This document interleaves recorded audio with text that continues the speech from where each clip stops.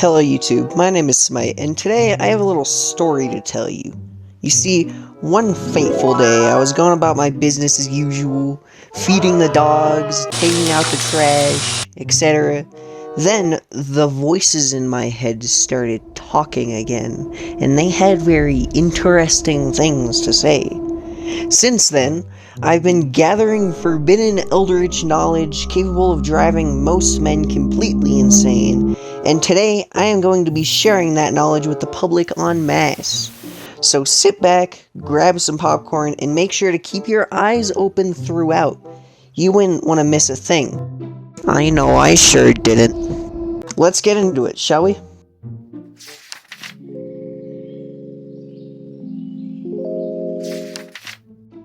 Alright, so, let's address the elephant in the room here.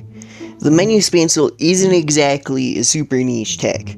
Most people that are familiar with Vecna's easier techs, like the spancel, have probably at the very least heard of this, and have maybe even started to do it themselves. So, why do I have it on this list, you ask? Well, it's quite simple, really. I'm not surprised a simpleton like you couldn't understand. Sorry, that guy escaped containment. Been looking all over for him. God damn it, not again.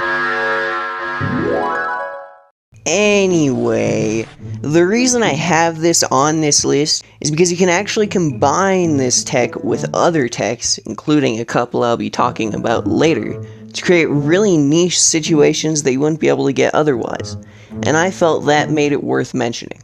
Now, let's learn how to do it. Alright, so to do a menu spancel, it's basically just a regular spancel if you're familiar with that, you know, tap the button, hold it, and cast during the cancel animation, except instead of just casting like normal, here, let's see if I can do it here, you swap the spell during the spancel, and cast it like that. Now, I can't do it very well, because I'm a console player, and to be honest, I'm just kind of bad at it. But you can do that fast enough to where it looks like this. Anyway, back to the video.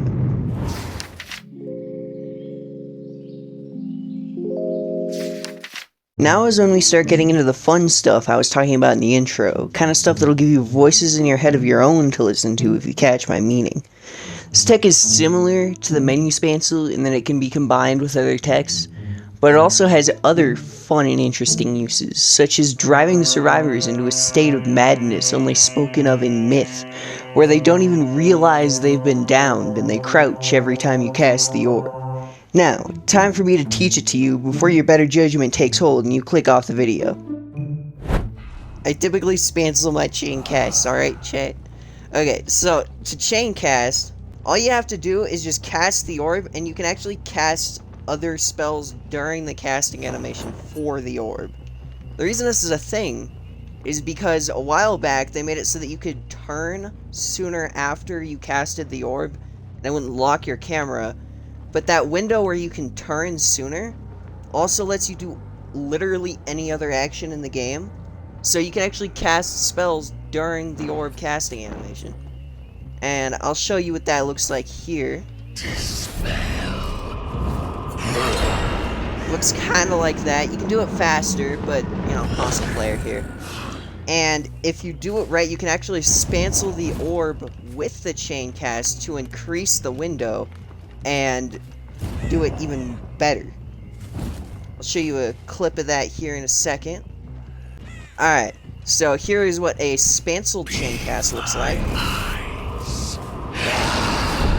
See? It hides the animation and the casting for longer.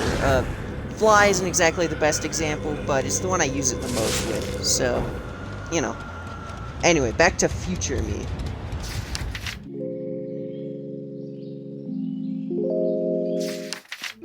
Well, with this tech, we've officially hit a milestone. This tech is the first tech on this list that I myself invented. That's right. This technique was born of my own demented machinations. Of course, I can't take all the credit. Another mad scientist Lich in the field named Refined Kills discovered the air skate after I discovered the initial air slide. Anyway, with that bit of history out of the way there, it's time for me to teach you how to do it. Alright, so the air slide / air skate. Basically what it is, if you cancel fly while falling or right before hitting the ground, it will remove all friction during the fly fatigue, and you'll lose basically no speed and you'll just blast forward. I'll show you what that looks like here on the regular air slide where you do it mid-air.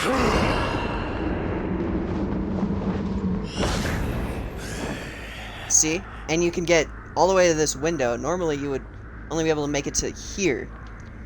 And that was an air slide. Next I'll show you the air skate here. The air skate will take you much farther, but it kind of depends on how far you want to go. Alright, so here is the air skate. See?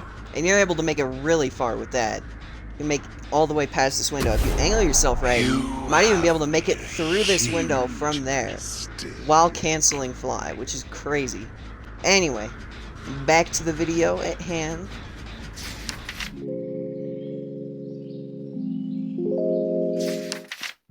Alright, so funny thing about this tech, in order to fully understand it, you need to understand the regular spin cast first, which is concocted by that other insane Vecna scientist I mentioned earlier by the name of Refined Kills.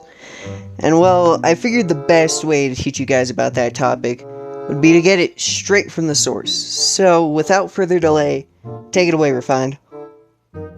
Well, and you've just interrupted me whilst I were keeping these four sables busy. So we're talking about the basic spin cast, something that I've covered before myself, so let's go and give you the juicy details. Essentially, the spin cast is designed to try and throw your opponents off. As we know, when Vecna uses any of his spells, they tend to give out clear signposts to the survivors so that they have time to try and counter them by either ducking or seeing something coming, but by spin casting, from the survivor POV, you're really throwing them off. It basically works by lining up your shot and then spinning as you execute it, just to throw the survivors off guard. So this can look something like this. And it might look fancy, but to the survivors, you are being completely unpredictable. And the more unpredictable a Vecna is, the harder it is for them to input read you. And it can definitely result in some nice fancy plays, as well as doing an enormous amount of work in tricking the survivors. Anyway, with that little piece of esoteric arcana promptly shoved into your noggin with no feasible way to get it out, time to give you some more before you realize what's happening. Okay, so I had to go into a public lobby to record this. No, because of the horrendous ping I was getting customs. But it should work out still. We're at 1 gen. Hi. The instant spin cast. Basically, it's a variation I made of Refined Spin Cast. It's a little dumbed down, a little simpler. You can do it much faster. And I'm gonna be honest, on its own, it doesn't have much of a use case beyond essentially just shaking it up a little bit. But if you use it alongside the regular spin cast that Refined made, you can kind of trick them. So they'll think you're casting the spell later than you are, and they might get caught off guard. So this is what an instant spin cast is. See, it's just a really fast, kind of dumbed down version. Anyway, back to the video. It's very chaotic here. Wait. Before we move on to what I consider to be the magnum opus of my maniacal and dastardly experiments, I wanted to give an honorable mention to possibly one of the funniest killer bugs in Dead by Daylight history. You see, until recently, good old Lichna had a bug where if you got stunned on the same frame you cast fly, one of two things could happen depending on your FPS. If you had high FPS, you would gain fly movement speed and the fly FOV, and you could M1 and cast spells. The only caveats were that you couldn't bump into a window or pallet, and you couldn't prepare the fly spell. This was of course absolutely fucking hilarious. However, if you did it on low FPS, all the same stuff would happen, except instead of moving at fly movement speed, Your very presence would tear a hole in the fabric of reality, and it would simulate the experience of 700 plus ping with no downsides. Absolutely hilarious shit. Anyway, back to the regularly scheduled brain boiling. Also, shout out to DOMOALLCAPS for the clip of the flybug at high FPS. His Twitter link is in the description alongside Refined Kill's YouTube link. Very cool dudes. Welp, here we are, the pinnacle of my maddening research. Be sure not to stray your focus away from the video too long, and do your best not to blink. I think something noticed us, and it would be best if we didn't notice it in turn.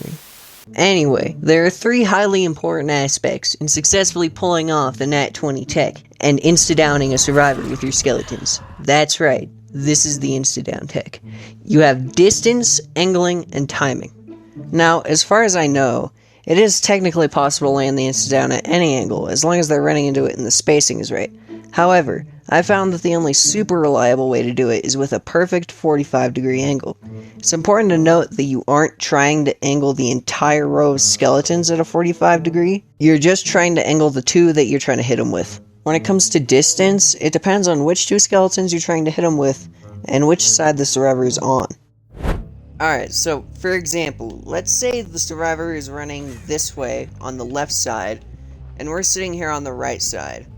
In order to set up the insta-down and get the spacing right, oh shoot, wrong spell, you're gonna want to angle yourself further away the farther left the pair of skeletons are, and closer the further right the pair of skeletons are. So you see how, like, we're angling it to hit them with the 2 left skeletons? You're gonna want to be here, but if you were angling it for the 2 right ones, you'd be a little closer. See? And that's just because, you know, the skeletons are in kind of a curve, so you have to position yourself differently for each pair. But that's about the gist of it. And if they were on the other side, it would just be the same rules, but reflected. As for timing, it's fairly simple. The timing is nearly the same as a regular insta-tech, with only one key difference. Instead of timing it so that the skeletons spawn inside of them, you have to time it so that they run into the skeletons after they've already spawned. All this means is that you have to do it a little earlier than you're used to.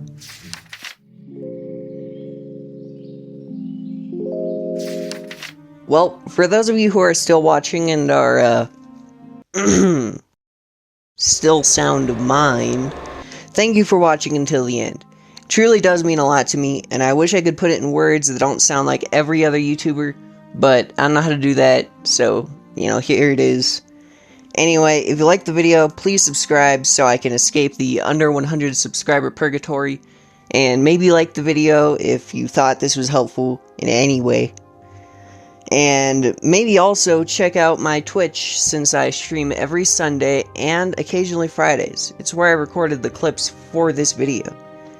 Suppose that's all for now. I hope to see you soon, and goodbye.